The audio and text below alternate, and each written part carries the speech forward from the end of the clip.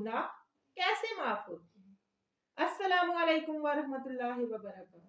मोहतरम नाज़रीन, जरा सोचिए, अगर आज रात आपकी जिंदगी की आखिरी रात हो और अल्लाह पूछ ले, ऐ मेरे बंदे, तेरे गुनाहों का क्या बना?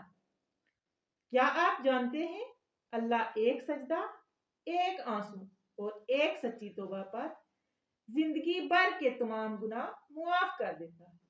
अल्लाह फरमाता है, ऐ मेरे बंदो जो अपनी जानों पर जुल्म कर बैठे हो, अल्लाह की रहमत से नाउमीद ना होना, बेशक अल्लाह सारे गुनाह मुआफ कर देता है। अल्लाह बंदे की तौबा से इतना खुश होता है जितना जंगल में खोया हुआ ऊंट मिलने पर एक इंसान खुश होता है। सोचिए, अल्लाह हमें मुआफ करने के लिए कितना बेकरार है।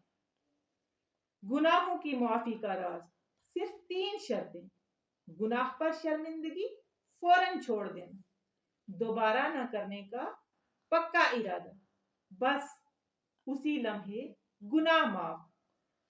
आज ही कह दीजिए, या अल्लाह, मैं तेरे सामने झुक गया, मेरे सारे गुनाह मुआफ कर दे। अगर आप चाहते हैं जन्नत की तरफ एक कदम, तो इस वीडियो को लाइक कीजिए, चैनल को सब्सक्राइब कीजिए और आगे दूसरों तक जरूर पहुंचाइए।